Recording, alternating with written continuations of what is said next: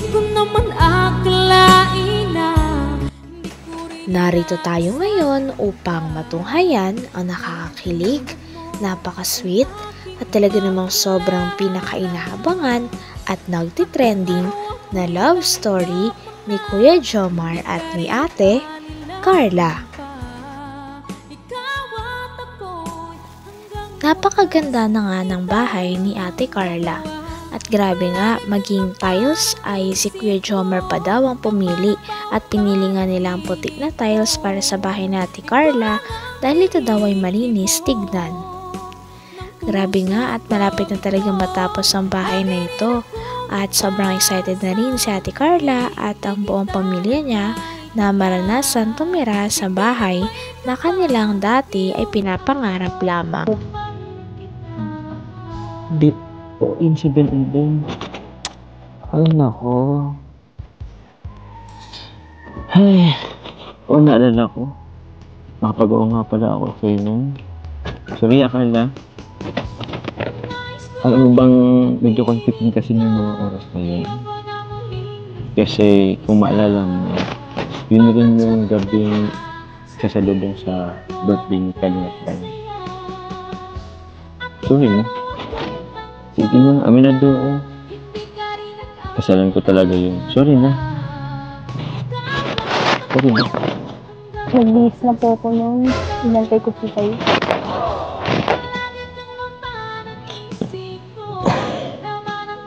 Ay, hindi. Tensya na, dito talaga, nawala talaga sa isipan ko. Ba't di mo na ako chinot? Hindi sana... Okay naman lang po sana kasi nagsabi po kayo. Nag-update po sana kayo ng hindi ko nakapagod. Ano nga eh. Sorry talaga. Next time. Mag-notes na talaga ako. Kahit mag-alam pa ako, maggawa pa ako ng reminder sa cellphone ko. So talaga that time, hindi ko talaga nawala talaga sa isipan ko. Sorry na.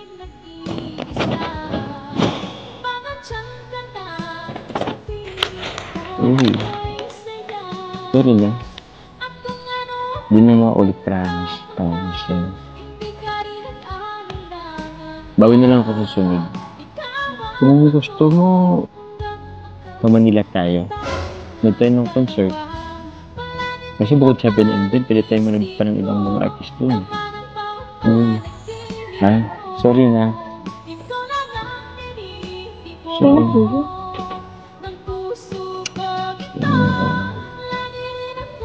Sorry mo.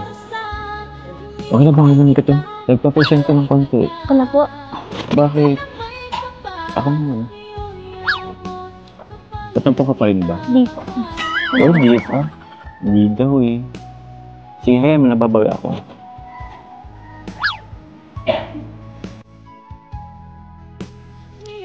Mukhang nagtatampo nga talaga si Ate Carla noong araw na yon. Kaya naman si Kuya Jomar ay humanap na ng paraan kung paano niya masusuyo si Ate Carla.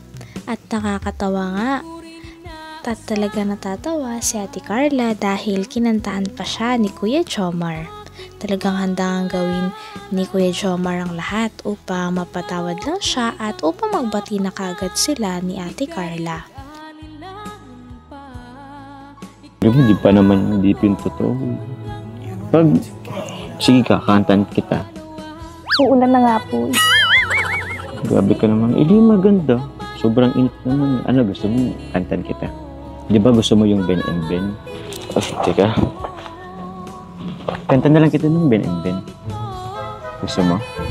Wala kang magagawa. Total, di naman tayo nakanood ng concert ng Ben&Ben. Kanta na lang kita. Tsaka, hindi rin naman nagkakala yung boses namin, di ba? Di ba? Sige. Kakanta na kita, ha? Kakainis na ayaw mong... Sinsya na, di ko kasi alam yung kanta, pero kakantin ko talaga to para sa'yo. Ulitin ko, ha? Kakainis na... Alam mo bang ano nito? Sige na, yung umpisa lang. Kakainis na ayaw mong maniwalang mahal kita. Ano pa bang kailangan? Di ko talaga to alam. At ano pa bang kailangan kong patunayan sa'yo, Sinta? Pero naiintindihan ko naman, iniiwasan mo lang masaktan. Paninindigan kita, oo, mamahalin kitang buong. Kahit sa pagtanda ako'y sa'yo. Yun. Ay, di pa pala. Ika'y ingatan ko. Di ba? Paninindigan kita, oo. Mamahalin kitang. Okay na po. Apology accepted na po. Oh? Ayaw mo bang tapusin ko? Kasi mas maganda kung tapusin ko. Paninindigan kita, oo.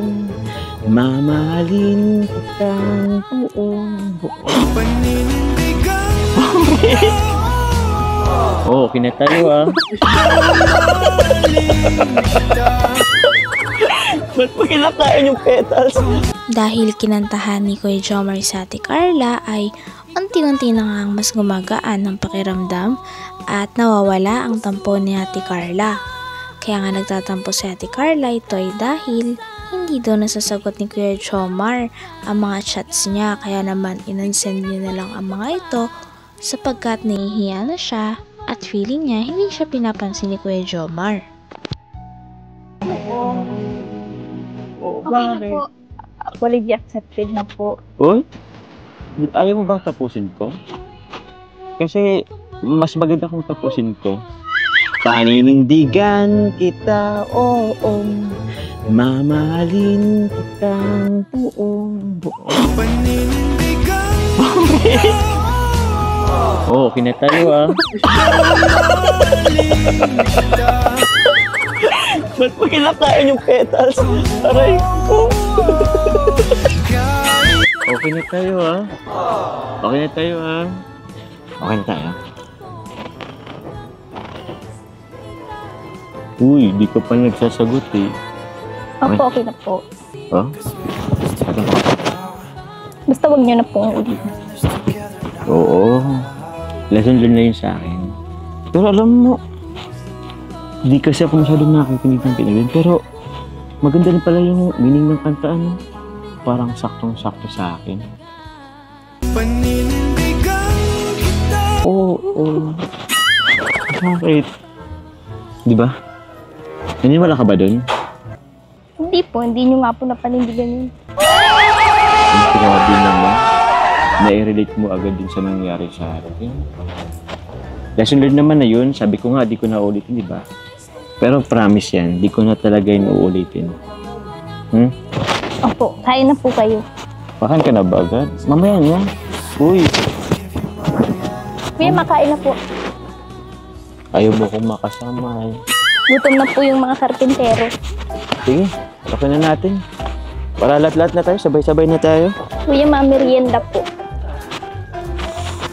Bro, kain daw. Mamerienda po, kuya. Sila din, Carla. Tawagin mo rin sila. Ito, tawagin mo sila dito. Kuya, mamerienda po. Kain na po kayo. Bro, punta kayo doon. Kain na. Kain na po kayo. Kuya, Kaya na po kayo, Diyan na bro. Patulong ako, ayos lang po. Ano po namin tayo? tatay po. Kuya Pure, tara po. Handa po namin at masari po kasi namin ay. Ay, grabe. Man, sorry, Kaso medyo, oo nga, may pagkatampo. Panindigan kita, oo.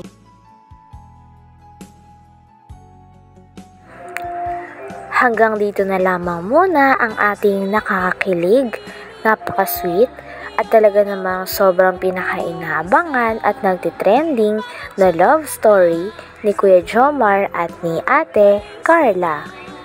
Maraming salamat sa inyong panonood. Hanggang sa muli. Bye!